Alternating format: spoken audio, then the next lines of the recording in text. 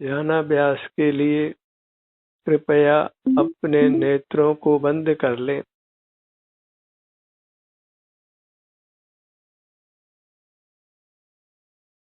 अपना ध्यान अपने दिव्य अमूर्त शरीर पर लाइए,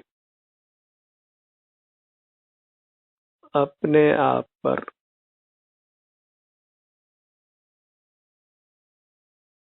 आप स्वयं सुख के स्रोत हैं।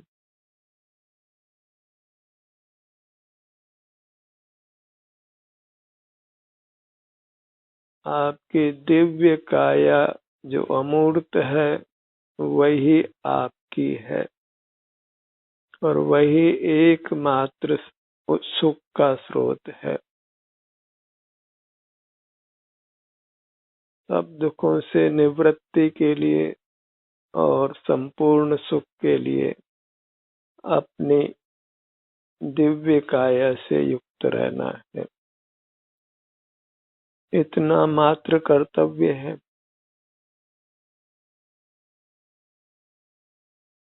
अपने से युक्त रहकर ही हम कर्मों के बंधन से, मूर्त काया के बंधन से, जन्म मरण के दुखों से बच सकते हैं। सदा स्वस्थ और सुखी रह सकते हैं। अत्यंत स्वाधीन, बिना बाह्य पदार्थों के अवलंबन के।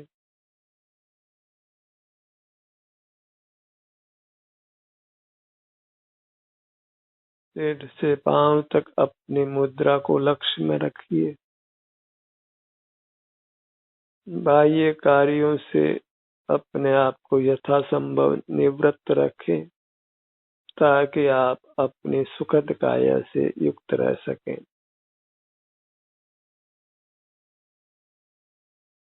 अपने उत्तम सुख का पान कर सकें। अपने को मूर्त के बंधन से मुक्त कर सकें, जन्म मरण से मुक्त कर सकें। संकल्प लीजिए कि मुझे अपने को कर्म बंधन से, मूर्त काया के बंधन से, जन्म मरण से मुक्त करना है। अपने को प्रकट अमूर्त करना है।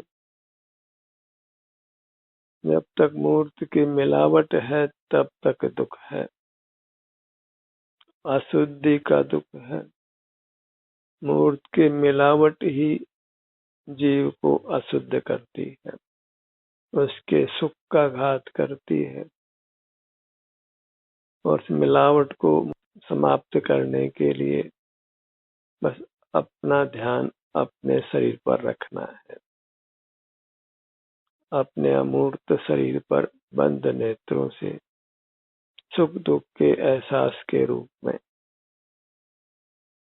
सिर से पांव तक जो भी आराम या वेदना की स्थिति है उसका अनुभव करके रहिए और हर भाग तक पहुंचिए, क्योंकि हमें हर भाग को मूर्त के बंधन से रहित करना है। सर्व भागों में कर्म का बंधन है, तो सर्व भागों को कर्मों के बंधन से मुक्त करने के लिए अपने ध्यान को अपने सब भागों तक ले जाना है। सब भागों का एहसास करना है और ये हमारा पवित्र दायित्व है, कर्तव्य है अपने प्रति। अपने को दुखों से मुक्त करने का कर्तव्य, दायित्व। कोई दूसरा हमें कर्मों के बंधन से मुक्त करने वाला नहीं है और हम भी दूसरों को कर्मों के बंधन से मुक्त कर सकते नहीं। सबको स्वयं ही अपने को कर्मों के बंधन से छुड़ाना है। इसलिए हमको ही अपने कर्मों के बंधन से मुक्त करना है, अपने ध्यान को अपने शरीर से जोड़कर रखकर। और इस काम में देरी करना हमारे हित में नहीं, प्रमाद में रहना हित में नहीं है। बहिर्मुखता ही प्रमाद कहलाता है।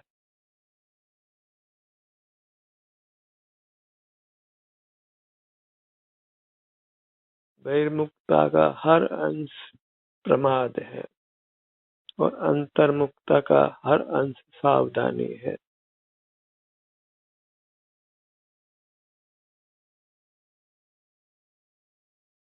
अंतर्मुख रहना ही पुरुषार्थ है, संयम है, सुखी होने का मार्ग है।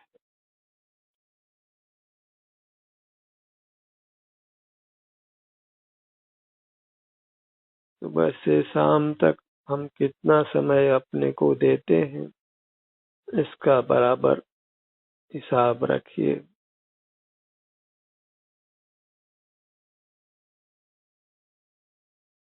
हमें प्रति समय अपने से युक्त रहना है, ये लक्ष्य बनाइए। तो फिर दिन प्रतिदिन अंतर्मुखता का समय बढ़ेगा।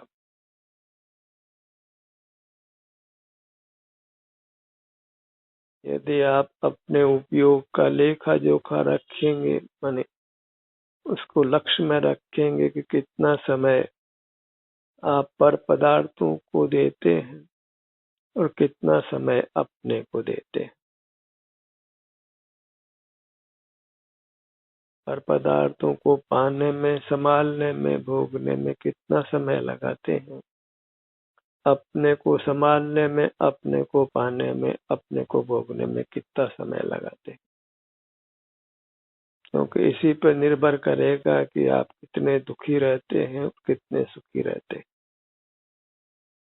यदि आप रोगों से मुक्त रहना चाहते हैं,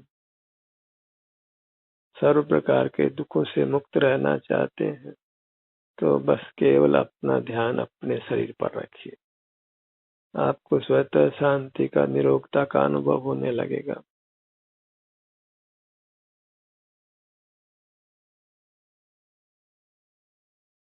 और अपना ध्यान करने के लिए वास्तव में किसी की सहायता की, किसी के निर्देश की आवश्यकता नहीं है। वह आपको स्वयं करना है। अहोरात्रि प्रति समय अपने शरीर का संवेदन करना, वही ध्यान है। हर भाग का संवेदन करना है। अपनी मूर्त को लक्ष्य में रखना है, उद्गल की मूर्त को नहीं। उद्गल की मूर्त में स्पर्श है, रस है, गंध है, वर्ण है, और हमारी मूर्त में सुख दुख है। दुख तो कर्म के संबंध से है, कर्म का संबंध मिटने पर केवल सुख है, केवल सुख। अहम एको में एक हूँ, क्षेत्र से और भाव से। पांव से मस्तक तक अपना इतना वर्तमान में क्षेत्र है, और इसके सन्मुख रहने से ये केवल आनंद का अनुभव कराता है, अपना मूर्त शरीर। और अपना मुख अपनी ओर रखना तब तक ही है जब तक कि हम कर्मों के बंधन से मुक्त नहीं हो जाए। और कर्मों का बंधन मिट जाने पर बहिर्मुखता नहीं होती है और अंतर्मुखता की आवश्यकता नहीं होती है। सर्वांग में आनंद का अनुभव अपने आप ही होता है। कुछ भी करना नहीं रहता, ध्यान भी करना नहीं रहता, क्योंकि ध्यान का फल प्रकट हो गया है। सर्व कामों के भार से आप अत्यंत मुक्त रहते हैं और केवल उत्तम आनंद को भोगते हैं, और कभी दुख की कणिका भी आपको छूती नहीं है। ऐसी सुखद स्थिति को पाने के लिए अपने काया से, अपने से युक्त रहिए। अपनी जो काया है, जो मूर्त में मिली हुई है, वही आप है, वही आपका स्वरूप है, जिसमें आपको अभिलीन रहना है। अपने में मगन अकंप रहना है, निर्विकल्प रहना है। जब अपने सन्मुख रहते हैं तो फिर कोई विकल्प उत्पन्न होता नहीं। मन रुक जाता है, इंद्रिय व्यापार रुक जाता है, राग द्वेष रुक जाते हैं। वही उत्तम स्थिति है, आदर्श स्थिति है जिसको हमने पाना है। उत्तम कार्य को आलस्य क्यों, प्रमाद क्यों? इसलिए अपने ध्यान को अपने सिर से पांव तक अपने किसी भाग के सन्मुख रखिए। हर भाग को शुद्ध करना है, मूर्त के बंधन से रहित करना है। तो अपने ध्यान को अपने सिर के भाग पर ले आइए।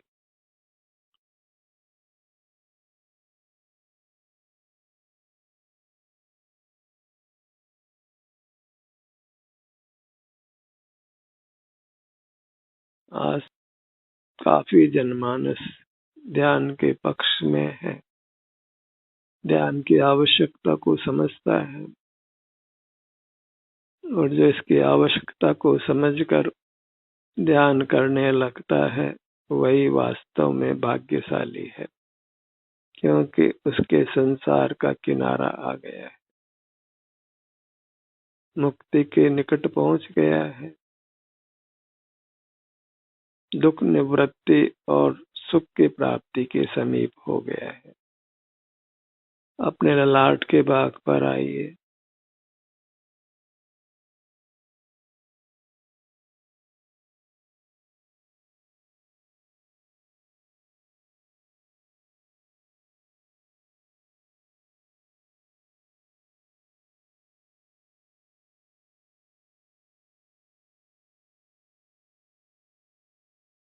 सुख ही हमारा गुण है, सुख ही हमारा धर्म है।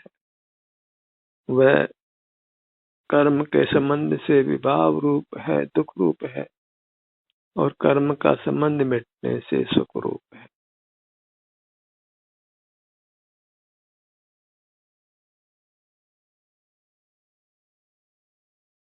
ललाट का भाग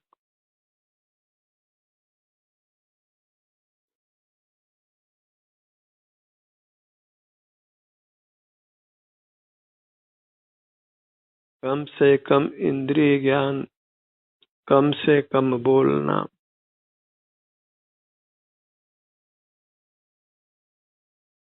कम से कम काय चेष्टा,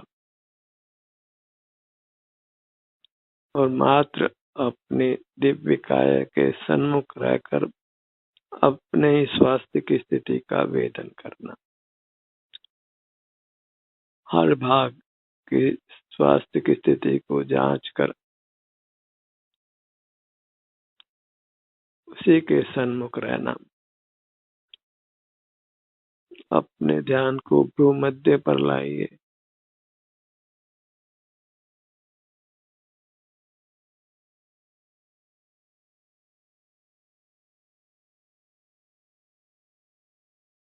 अपनी काया, अमूर्त काया सदा ही उपलब्ध है, और अपने सन्मुख रहने की शक्ति भी हमारे पास है। तो उससे अपने सन्मुख रहिए। कुदरत ने ही हमें अंतर्मुख होने की शक्ति प्रदान की है, ताकि हम कर्मों के बंधन से मुक्त कर अपने परमात्मा स्वरूप को प्रकट कर सकें। इसी शक्ति को काम में लेना।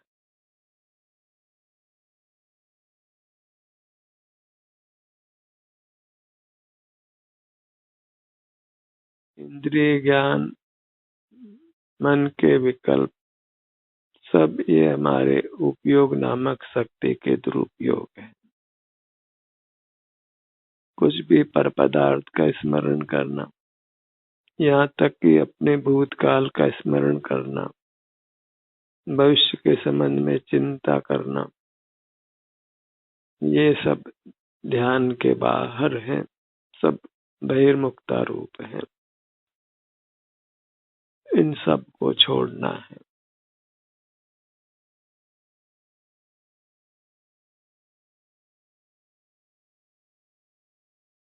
केवल अपने मूर्त के संवेदन से रहना है।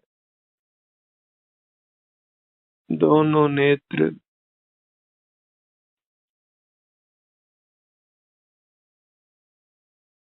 बस इतना विशेष है कि अपने सन्मुख होने पर आपको कर्म का ताप भी सहना पड़ता है। शरीर में वेदना उत्पन्न करने वाला कर्म जो बंधन रूप है, वही उदय रूप होता है और हमें शरीर के विभिन्न भागों में वेदना भी अनुभव में आती है। उसको मात्र सहन कर लेना है प्रसन्न चित्त से।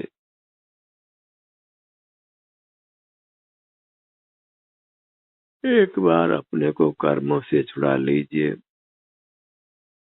अपने ध्यान को अपने शरीर पर रोक कर वहाँ जो भी अप्रिय संवेदना भी मिलती है उसको भी सहज मात्र भोग लीजिए।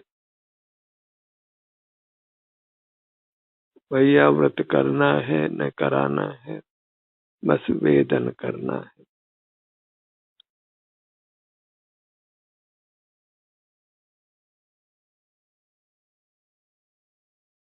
दोनों कानों का भाग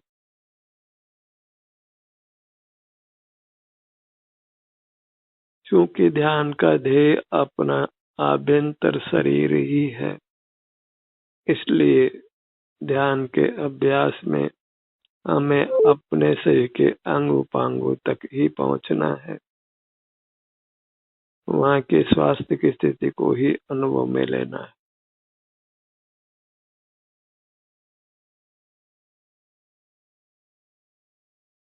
और शरीर तो अनुभव में सब जीवों के आता ही है, आभ्यंतर शरीर।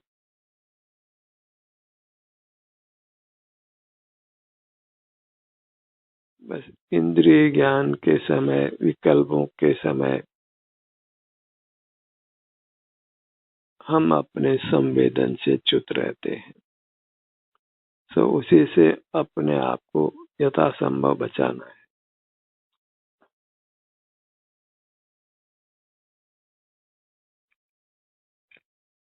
अपने नासिका भाग पर आइए।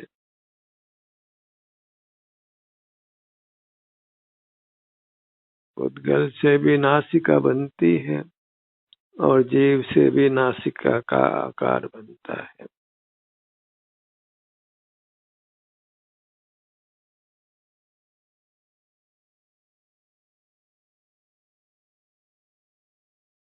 मूर्त मिला होने से जीव में मूर्त बनने का व्यवहार होता है, वह मूर्त से प्रभावित होता है और मूर्त को प्रभावित भी करता है।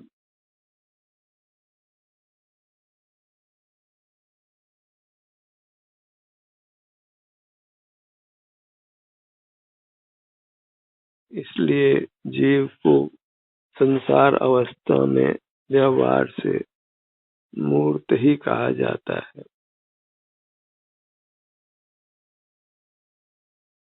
यह व्यक्ति काला है, गोरा है, इसका वजन कम है, ज्यादा है, इसका शरीर ठंडा है, गर्म है, इसका शरीर सुगंधित है, दुर्गंधित है, ये सब जीव की काया के संबंध में व्यवहार होता है। क्योंकि जीव की अमूर्त काया में मूर्त मिला होने से उसमें मूर्त बनने का व्यवहार होता है।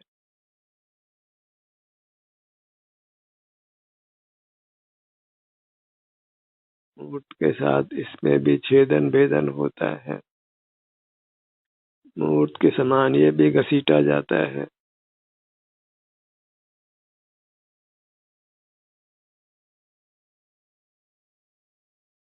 मूर्त काया को कोई हिलाता है तो हम हिलते हैं, हम अपने को हिलाते हैं तो मूर्त काया भी साथ में हिलती है।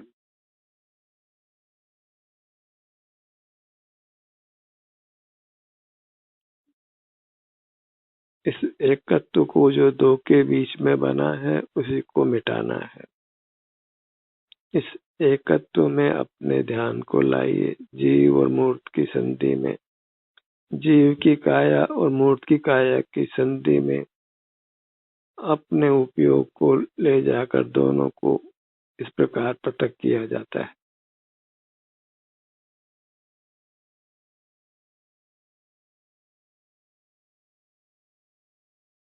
दोनों नथुने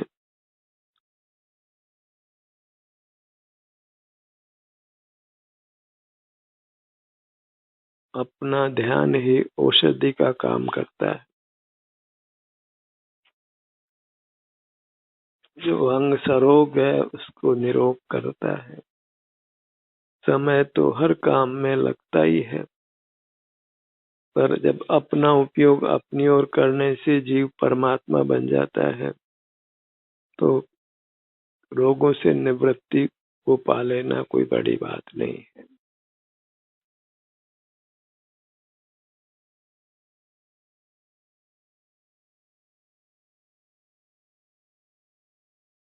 अपने दोनों होठों के भाग पर आइए।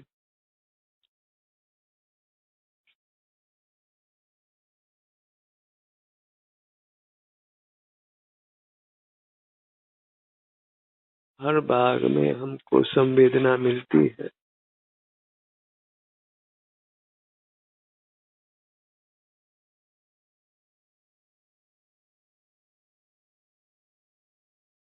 मूर्त में सुख दुख की स्थिति का अनुभव नहीं होता मूर्त को, पर हमें चेतन होने से, अपने शरीर को लक्ष्य में लेने से, बंद नेत्रों से या अंतर्मुख होने से हमें अपने शरीर में आराम या वेदना की स्थिति का अवश्य अनुभव होता है।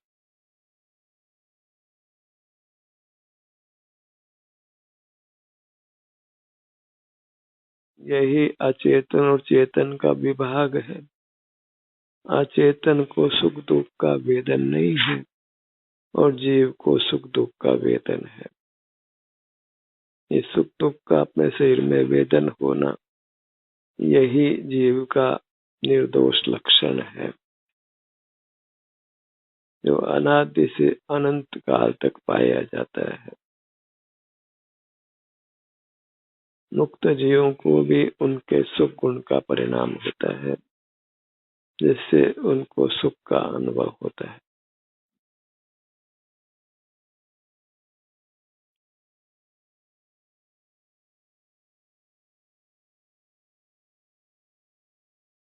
जीवा का भाग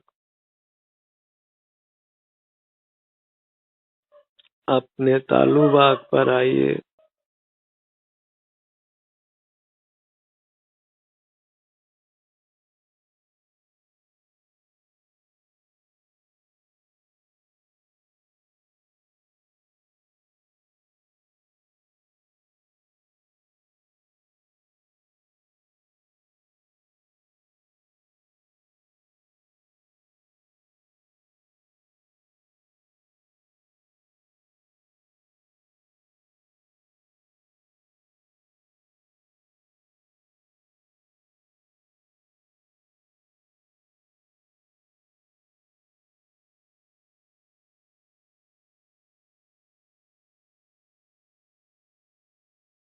अपना पूरा मुखमंडल दिव्य मुखमंडल, मूर्त मुखमंडल कुछ और है और अमूर्त मुखमंडल कुछ और है। मूर्त मुखमंडल जीव का नहीं है, अमूर्त मुखमंडल ही जीव का है। इस प्रकार जीव और अजीव में विभाग है अनादि से अनंत काल तक।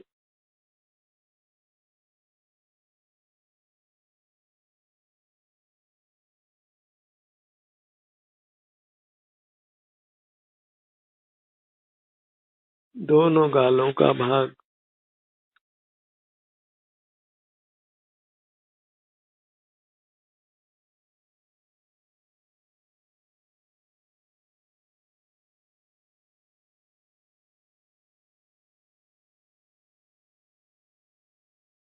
जब भी आपको कोई निर्देश नहीं मिले तो आपको अपनी प्रेरणा से अपने सन्मुख रहना है, कुछ विकल्प नहीं करना है, अन्य कार्यों में प्रवृत्त नहीं होना है।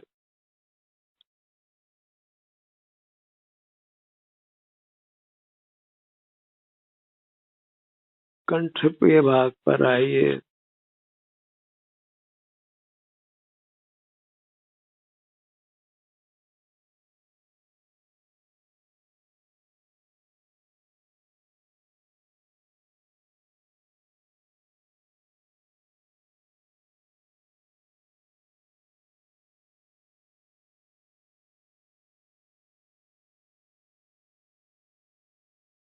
अपने धड़ भाग पर आइए, विशाल धड़ का भाग।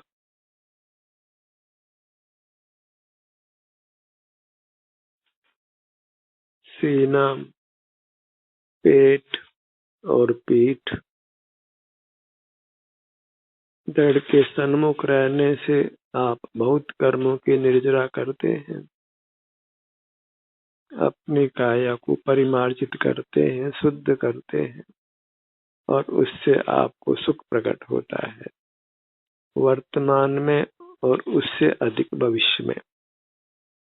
जितने कर्मों से आप मुक्त हो जाते हैं तो उतने कर्मों से आप सदा सदा के लिए बच जाते हैं।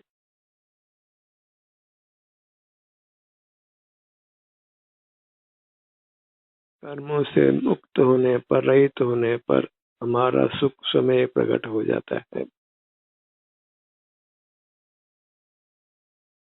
अपने दोनों भुजाएं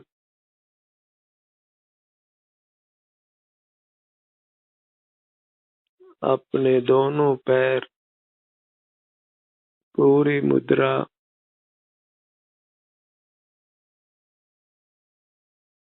इस मुद्रा के प्रति आदर भाव लाइए, कृतज्ञता का भाव लाइए, क्योंकि ये मुद्रा ही हमको आनंद देती है और आगे देने वाली है।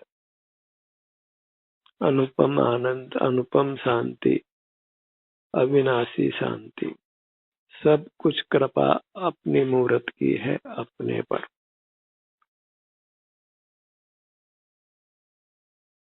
सिर से पांव तक ये अपनी मूर्त ही अपना कृपालु देव है। इसके प्रति कृतज्ञ रहिए और वह कृतज्ञता यही है कि हम इसके सन्मुख रहें, इसको कर्मों के बंधन से मुक्त रखें, मुक्त करें। ध्यान का सत्र यही समाप्त होता है। आपकी सहभागिता के लिए धन्यवाद।